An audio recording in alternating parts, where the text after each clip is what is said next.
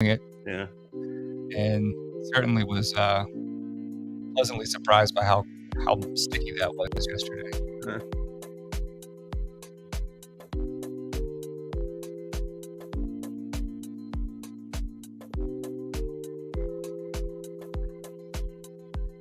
Hey, welcome back, everybody. I've got news. I'm back in New Haven. The city's still here. And then I've got news that I'm profoundly ambivalent about. My office is still here. I hadn't been in it since January 1st when I packed up to leave to go down to the Proud Boys. Blah, blah, blah. Yeah, whatever they were, the Proud Boys tribe. Boils, yeah. The Proud Boils. That's what feels that way. I'm landing. I'm like, Joe, how much is enough, God? You know? I mean, I'm getting ready to do this comedic thing at Mohegan Sun on the 18th, and I'm thinking that I might open and say, hey, my name's Norm Pattis. I'm a lawyer. You may have heard of me. You've certainly heard of my last 3 cases, but there's the famous murder case of the guy who allegedly killed his wife. He committed suicide on my watch. Then I went to the Alex Jones case, got a $1.5 billion verdict against my client, forcing him into bankruptcy. And then I went down to D.C. to represent some people who decided to exercise their First Amendment freedoms on January 6th, trying to stop the steal. They're all facing 20 years in prison. I'm your guy. If life is a bowl of cherries and you want to experience the pits, give me a call. Dark humor sometimes is the only humor that's available. Good. It's so good. That's a good. In any case, I'm back, and it's nice to be in the office. I did a quick tour of the place. It's still here. And, the reassuring thing is I can sit and look at the bookshelves, and it's like being surrounded with old friends. I've brought back new stories to tell them, and they've brought back old wisdom to help me put it all into context. Hey, but enough about that. Mike, what's going on with the NBA playoffs? Oh, well, we've got a lot of action. So, my hope was that that the Warriors would have already dispensed with the Lakers, but the Lakers pulled one out early. And then it appears as though the Warriors have their backs against the wall. They're down 3-1. So LeBron's Lakers may, in his 20th season, be on their way to the conference finals should they take care of business this week. So, big hill for them to climb. The Knicks are also down bad. So, we talked about the Knicks getting that win, tying things up 1-1. But I also said that when Jimmy Buckets got, back into the picture, that that series wouldn't really be much of a watch. And that indeed proves true. On the other end of things, we've got 2 series that are tied 2-2. We've got Philadelphia and Boston, which that's everything that's been advertised. Of course, Joel Embiid is the NBA's player of the year. James Harden is having his resurgence as that offensive innovator and that just natural born bucket getter. That series is tied 2-2. And then the Suns and Nuggets are tied 2-2. And this is I think the interesting thing. I may have sent you an article this morning on ESPN, Norm, about Nikola Jokic, who is arguably he would have been, if Joel Embiid, the center for the Sixers, didn't win NBA Player of the Year, I would argue that Jokic would have been the guy. Mm-hmm. But he got into a skirmish. I'm going to put this on the screen so maybe we can see what happened. He got into a skirmish, I'll call it, but just a back and forth with the Suns owner. And if we were going to predict what happened as a result of this, it would have been the Suns owner exercising his influence. That's him there on the screen. It would have been him exercising his influence to have Jokic, kind of suspended for a game, fined, et cetera, et cetera. Exactly the opposite is true. So there was a loose ball traveling out of bounds, classic play where the players are trying, within the boundaries. You can see that happens. The Suns owner ends up with the loose ball. Jokic goes to pull the ball away because obviously transition offense is really important. And every second that you're allowing the other team to get back is less of an offensive opportunity. Jokic took the position that he knows who the Suns owner is, but he's also a fan. Yeah. And the NBA is supposed to protect the players from fans. So just because he holds a unique position in and among the people there in the arena doesn't mean that he gets to grip the ball like he's about to, do something Derrick Henry-esque, up the middle. And I agree with him. But to the Suns owner's credit, he came out after the game via Twitter and said that, this is all within the game. The only storyline is basically Devin Booker, another bucket getter, doing his thing. And there is nothing else to talk about. He didn't want to see Jokic He didn't want to see Jokic fined. He didn't want to see him suspended. So great credit to the owner there, and great credit to Jokic for kind of standing up for himself and holding everybody to the same standard, saying, I know who he is, but isn't he a fan? Yeah, so let's just play the game. I mean, and try not to make political hay out of it. Well, I hate to admit this. Basketball is like too complicated a sport for me to understand, but I do get interested at about this time of year. So I'll be looking for updates, and I'll be looking to you for insights. Hey, so a little bit on social media and the courts. A disturbing storyline is developing in the wake of the Biggs and Proud Boys verdict.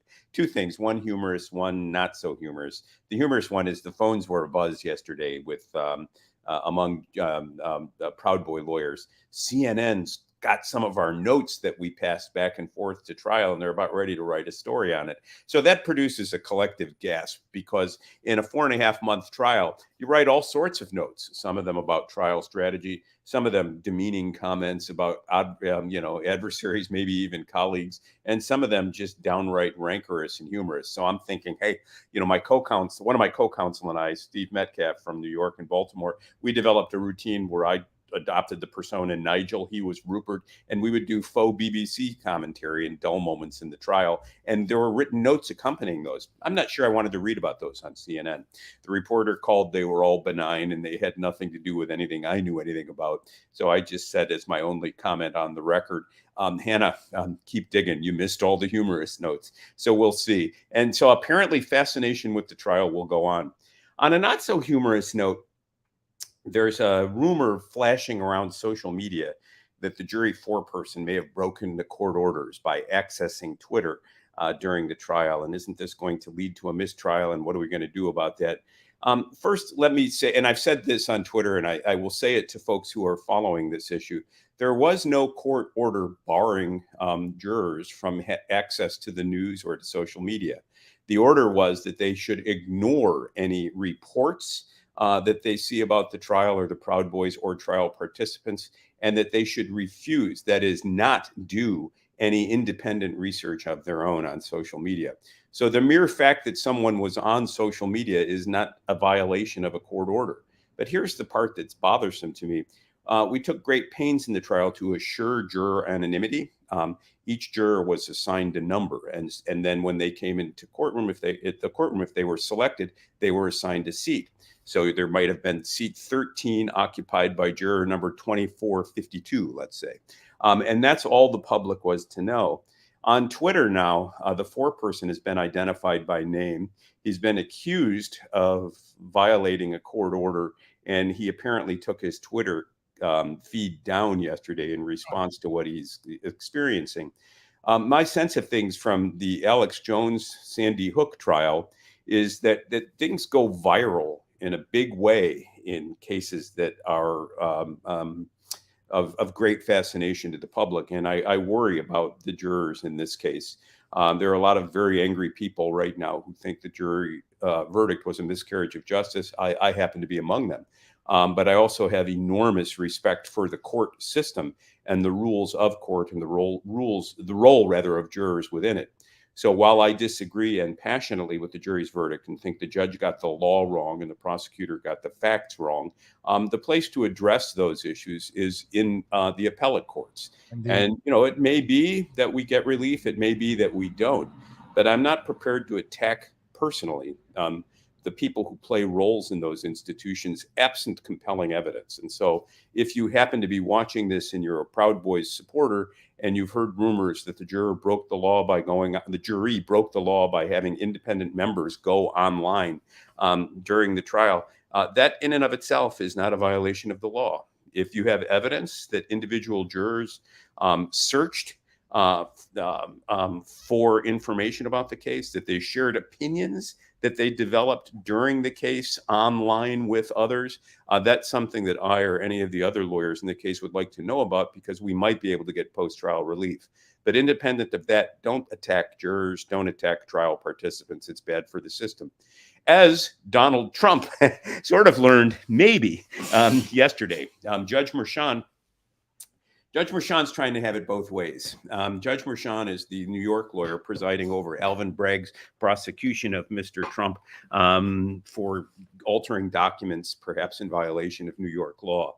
And in the course of that case, the state will provide to the defendant documents related to the case, the so-called discovery, the principal elements of their proof, any exculpatory information that could tend to show innocence. They have a duty to provide to the defense.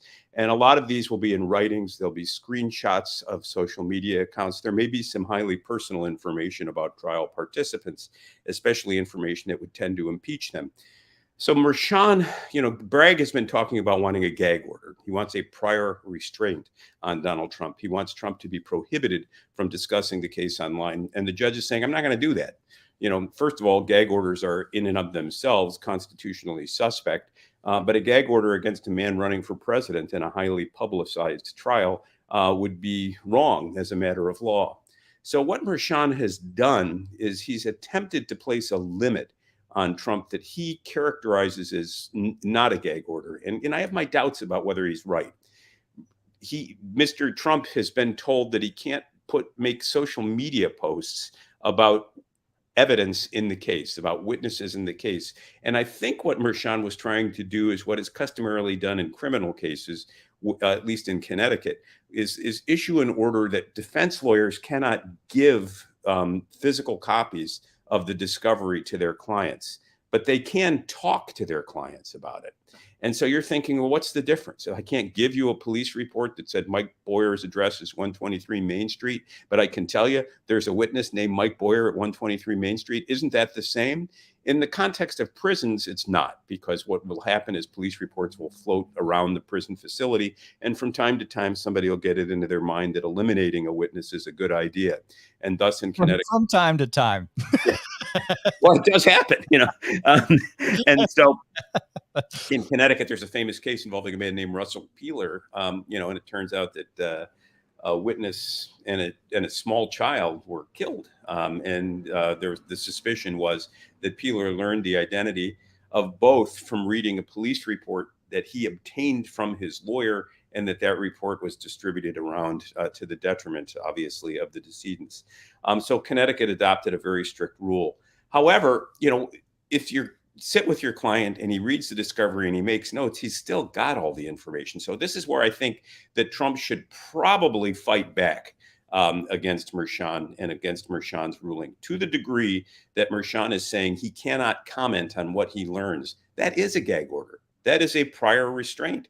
Yes. And Mershon has said you can't talk about certain things that you've learned on Truth Social, Instagram, Reddit, or elsewhere, but I'm not issuing a gag order. That's like a guy coming home saying to his wife, I went to a house of ill repute and I used a condom, so I didn't have sex. I mean, Mershon, the First Amendment's getting screwed here. And so I think that Trump probably should challenge this as a prior restraint. I haven't seen the actual copy of Mershon's ruling. I think what he's trying to do is what's done in criminal cases, but you're not going to silence Donald Trump. How are you going to say he can't comment on witnesses against him? I love this Axios, the way that they've tried to break this into digestible parts of an article that's like 27 words in total. Of note, Mershon has not issued a gag order and noted at Trump's arraignment that the prosecution did not request one, and he would not have granted it even if Bragg had asked for it. And that is the essence of this issue, right? You can say it's a limit, it's not a gag order, but at what point does the effect of your limit do the same thing that a gag order is designed to do? And I think the particularity that I'm reading about suggests at that point, that line has been crossed with Mershon. I initially took the report, it wasn't in Axios, it was elsewhere, that all he had said is that Trump can't share the information that he receives, which I took to mean he couldn't pass on physical copies. But if you can read it and talk about it, and the court says you can't talk about it, that's a gag order. So expect, if Donald is if he's gonna wage an aggressive defense, he needs to fire back now. And he needs to challenge this as a prior restraint. I think that, as we said earlier, is the real issue in the case. That at least it affects all of us potentially. I'm looking at the notes on Rumble. Lawyer Will says, how do they have your notes? Referring back to notes passed by trial counsel to one another and between potentially clients and counsel during the trial. It's a great question. I always made it a practice at the end of each day to gather all the notes that I could see and to put them in my briefcase and destroy them at home. Never leave anything in a courthouse garbage can, never leave anything on the table, or don't try not to leave things in the courtroom that you don't want others to read. I don't know whether someone was careless and left them around. The notes seem to pertain to events early in the trial, jury selection, and the first few weeks, maybe month of trial. And there was a suggestion among one of my colleagues, from one of my colleagues, that CNN has had them for some time and is just now writing about them. So I don't know. Well, was there a mole on the defense side? Was there a confidential human source, CHS, embedded in the defense by the government? I'm sure people will say that. Will also says it's a gag order on specific topics. I understand that. But a gag order is a gag order is a gag order is a gag order. And so I think that Trump needs to draw a bright line and fight back. That's absolutely right. Because again, I think that big picture, Trump is still campaigning for president in 2024. And, he is going to need, in my opinion, he's going to need to make a strategic decision at some point to go in and begin fighting on this issue, lest he be muzzled.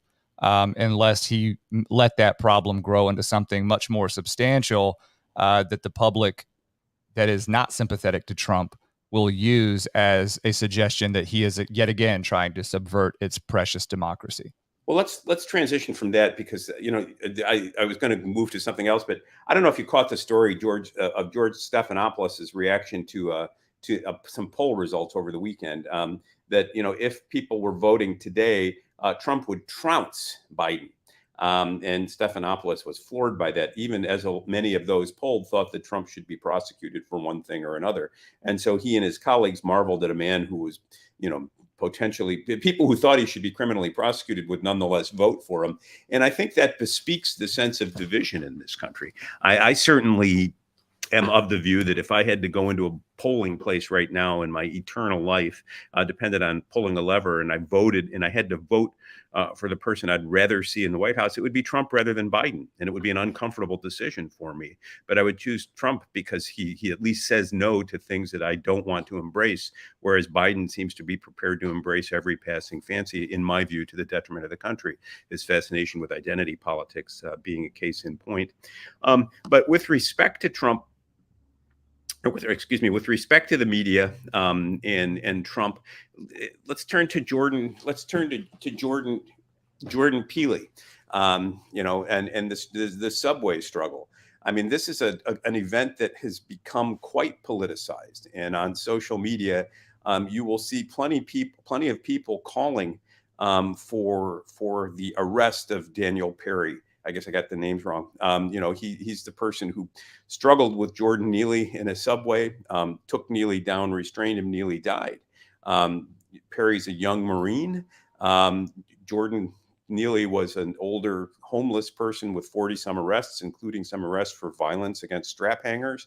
And the left is calling for Perry to be strung up, trying to make Neely into the next, gosh, what was the name of that hero, that fifth person at Mount Rushmore? You mean St. Floyd? Yeah, St. Floyd, another George Floyd. And yet there's a video now that shows the encounter with Perry and Neely. And Perry does restrain him, does hold him down with the help of others.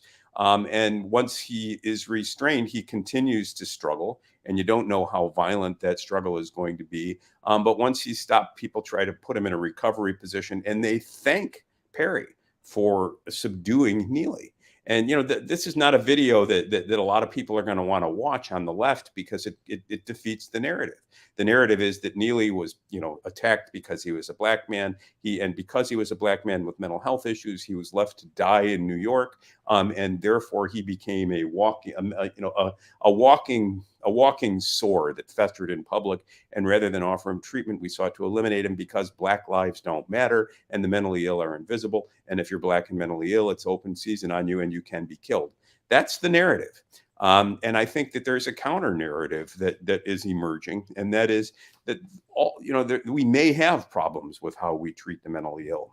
There may be problems with racism and poverty in the United States, but these aren't problems that we created overnight, and they're not problems that are going to be cured at the snap of a finger. In the meantime, most of us have to go about the business of making a living, even if we're white males, and that might mean taking mass transit. And taking mass transit shouldn't be a trip into a dystopian hellhole where you have to place odds on whether you'll get to your office alive, spat upon, or otherwise harassed. And so, Perry emerges as a very controversial figure. Who was? Gosh, I'm drawing blanks on names today, Mike. The subway shooter years ago, Bernie Getz. Yep. Perry emerges as the Bernie Getz of the 21st century, and there will likely be a criminal trial. He will likely be charged by Manhattan's Alvin Bragg's office, and he will likely be charged with some form of homicide. And in the end, his defense will be justification or necessity, that he was in a public place. A man acted in a threatening manner with respect to himself and others, and in defense of himself or others, Perry took reasonable steps to restrain him, and the man died. The death wasn't intentional. It wasn't a product of reckless misbehavior. It was an unfortunate incident in a public place where two imperatives collided. The desire of the overwhelming majority of people, white, black, brown, male, female, trans, cis, boom, bah, desiring to get from one place to another in peace, and Neely having his demand to do whatever it is that he was going to do. And in the end, I think peace and order won. And candidly, I'm not broken up about that. Yeah, I think that there's a couple of things here. One, I think I was texting you earlier and saying that this is the point that I attempted to make last week when I said that, look, we don't have any video. And of course, within 24 hours or probably less than that, video began surfacing of the lifeless body. But what we didn't get is this angle that I have on the screen here. And that's important for a number of reasons. But Norm, I found in watching this video, the audio is really instructive of the truth of that situation, right? You can tell a lot from the way that people are communicating. Can you play some of it for us? Sure. But before I do, I want to make the point that the gentleman who is behind the camera, may be filming, I'm not sure who it is, but you will hear him make reference to his own military service. You will hear him make reference to the fact that Mr. Neely will be okay. And you'll also hear him make reference and thank Daniel Perry for restraint and not holding the choke longer than necessary, and seeing the humanity in this guy, right? And thanking him and saying, you had an opportunity, you could have just doing it, right? So I'm going to play a little bit of the audio here, but I think this is instructive. And I hope that this is something that I know the grand jury will likely indict him, right? But I'm hoping that we can stop this short of something that is unnecessary in the context of an already embattled Manhattan district attorney. So, and in the meantime, somebody needs to get Perry a different set of lawyers. I mean, his lawyers made a statement the other day that sounded like they were running for the board of the North American Association for the Mentally Ill or something. I mean, he needs a street fighter. I recommend Steve Metcalf out of Manhattan. Anyhow. So here's this.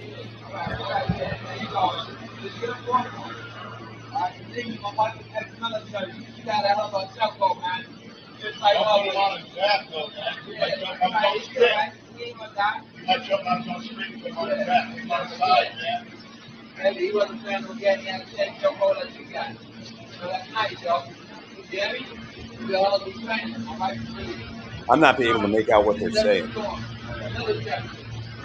So what the gentleman is saying to him is, and he's definitely a native New Yorker, but he was saying, that's nice, yo. You definitely have good training, right? I'm Desert Storm, and he's giving him a compliment for showing restraint, and then also the technique that he deployed in restraining Mr. Neely, right? So that's the basis of this. And I look at, I don't think that people on this subway train equate what they're looking at in Mr. Neely with a a lifeless body. And in fact, he's not. At the end of this video, he still is moving. So they're doing all of these manipulations of the body to ensure that he is in an optimal position to recover, right? It's called the left side lateral recovery position. And so there's a number of things. It keeps people from choking. It makes sure their airway is still clear. Moving the legs up allows for easier circulation of the blood and oxygen as well. So this is standard stuff. So at the same time as this guy deployed a choke, right, put him on the ground, he's got passengers on the train who were in the assist physically with him. And then now we have an additional layer of bystanders who are looking on and thanking him and then acknowledging a respect for the restraint and technique that he deployed. So if had he been a police officer, he might be liable. I don't know, because a carotid artery choke is going to put somebody out. Yeah, they call it a blood choke, right? Yeah. Yeah, and officers are taught not to do that. I don't know whether Perry had similar training. When somebody says, obviously, you've been well trained. I mean, he's been trained in how to subdue others. Earlier in the video, it's interesting to me, people will say, well, once Neely got to the ground, why didn't they stop? You see Neely struggling, kicking with his legs, with his arms, and people will say, well, that's him, trying to stay alive. Well, maybe it's him trying to get loose again. And I would like to hear the testimony of people who observed Neely in the moments before the attack to evaluate for myself whether they had an imminent sense of harm. Well, this is simple math as well, right? I mean, if you engage in a physical altercation or a physical exchange with another person, you can't make assumptions in your own best interest. You can't make assumptions about whether the other person is going to just let up and stop, right? Yeah. The notion that this 24-year-old Marine, right, would assume that whomever he is entangled with would just see better of the situation after he, puts a chokehold on him, and that technical imposition is enough to quell whatever the argument is. That's ridiculous, right? You see it through to completion, right? Well, those are the rules of engagement, period, whether you're in civilian life or somewhere else. But you don't make the assumption that someone else is going to just forgive you for besting them physically at a moment's notice. It has to be something that is going to, because especially in the context of I'm there for my own self-defense and the defense of others, depending on how erratic this guy's behavior truly was. And we now know a bunch more about this guy's criminal history that, may or may not be relevant, or, it's certainly probative of this guy's penchant for initiating or catalyzing these sort of untenable situations on the subway. But whether it's relevant for purposes of this exchange is, I think any self-respecting defense attorney would say, look, past criminal conduct is not relevant to, a given matter at hand. They'll have to survive. The Manhattan DA will have to survive that scrutiny. But in this situation, anybody saying that you're like, oh, he didn't have to. No. It's the same thing with discharge of a firearm. Do you want police officers who are in a situation where their training leads them to discharging a firearm? You want them aiming for a kneecap? Yeah, no, I hear you. The goal is to stop and to eliminate the threat. So some comments from the chat. Thinking Man 61. These problems can't be solved when the person needing help is attacking people. Good. Yeah, that's a good point. Norm, the guy administering the chokehold needs you. I happen to agree, but he can find me. Not based on that joke that you'll be recasting at the Mirage. I'm sure that will go viral today. I have a whole series of haters incident to the Alex Jones case who like to say "grape job, Norm," and so that's my contribution to the grapevine today. I heard it through the grapevine.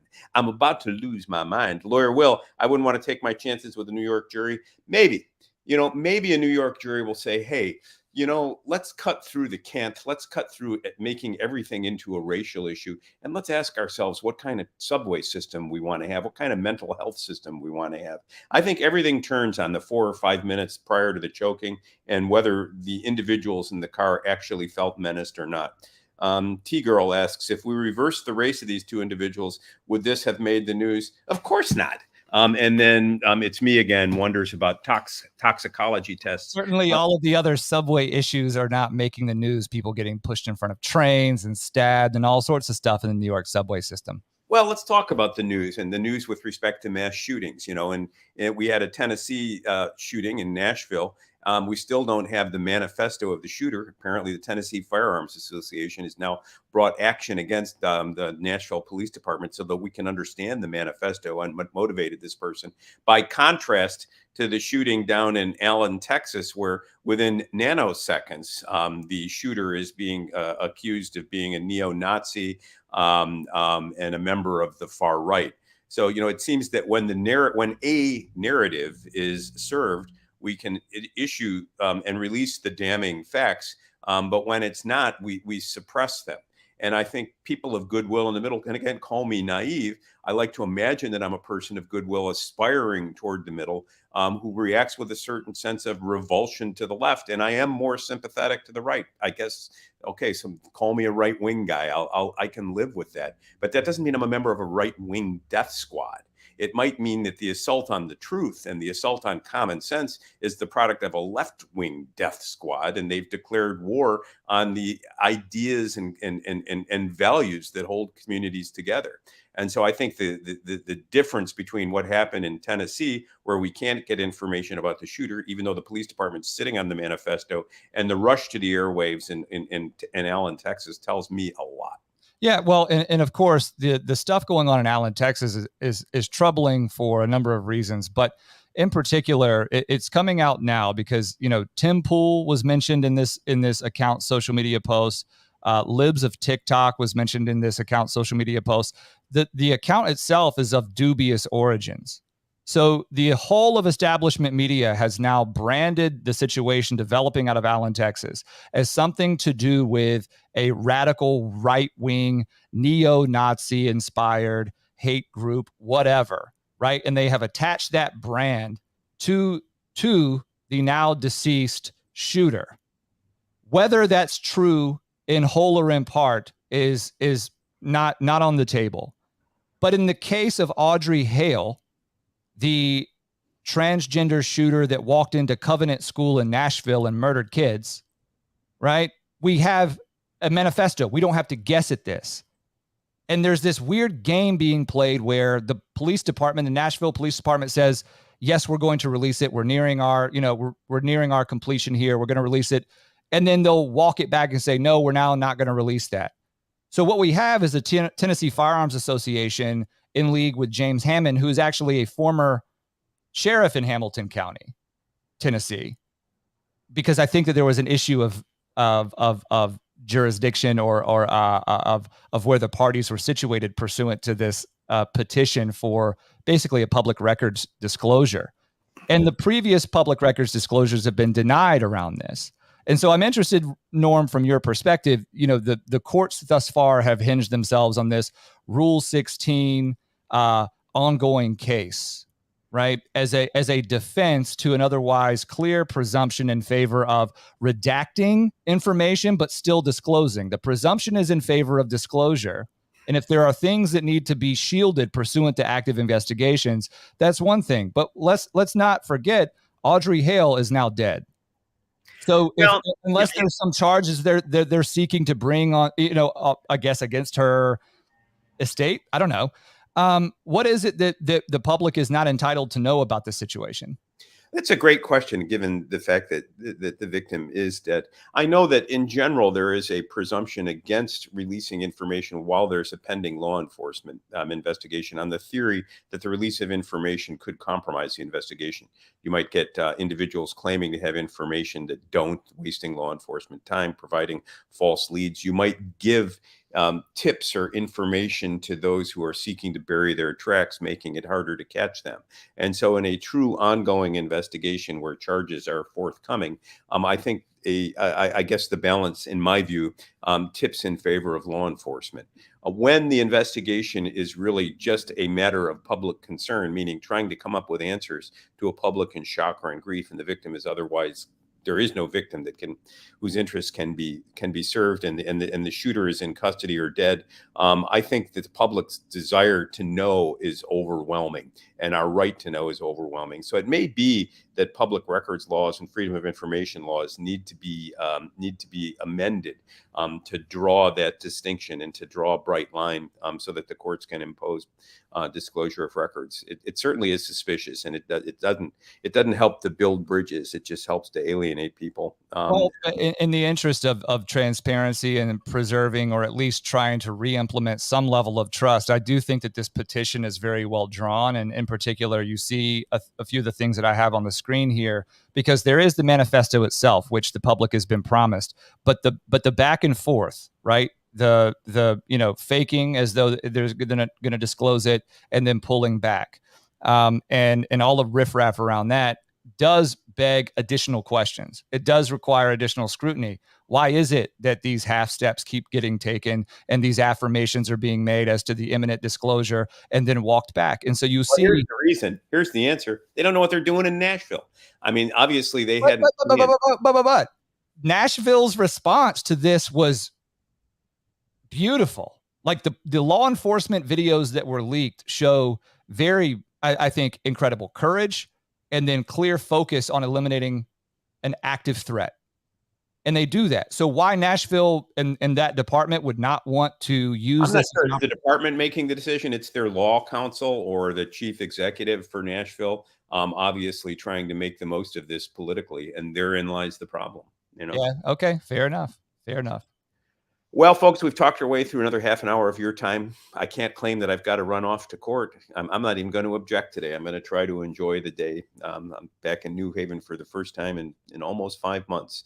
And I guess I'll work on my material for the Mohegan Sun Comics thing. It's 10 o'clock on Thursday, May 18th at the Comics Club in the Mohegan Sun Casino in beautiful, in Norwich, Connecticut. I won't call it beautiful. That would be comedic in character. Hope to see you there. Spread the word.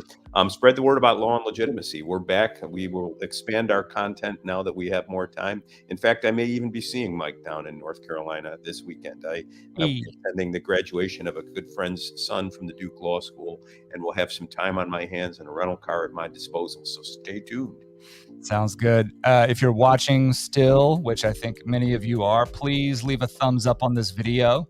And also please share and subscribe wherever you're finding us. If you're on Twitter Live, if you're on YouTube, or if you're on Rumble, please give us that subscribe. And then also consider giving us a subscribe and a contribution via Locals. That is our hub for ensuring that we can continue to deliver this content daily, come up with better ideas, and perhaps get on some long forms with more interesting and I guess invigorating content for all of you. I think. Yeah, and here's a note. Elon, Tucker, give us a call. We'll help you out with your new media empire. That's true. That's true. I think that, look, we're an untapped resource for that. In particular, though, I think I'd really like the idea of getting Metcalf on in the next couple of weeks. And then I know we have Ron Coleman who'll be coming on as well. So, look, we're going to, like we promised during the trial, we're going to begin putting this content into a couple of different categories, the daily streams along with the long form companions. We hope you'll be here to join us and that you'll share us as well. Find us on Apple Podcasts, Spotify, Overcast, etc. Please leave us 5 stars and a review. And don't say grape job. We want to make sure we know who actually likes us. Be well, everybody. Talk to you tomorrow. Yeah.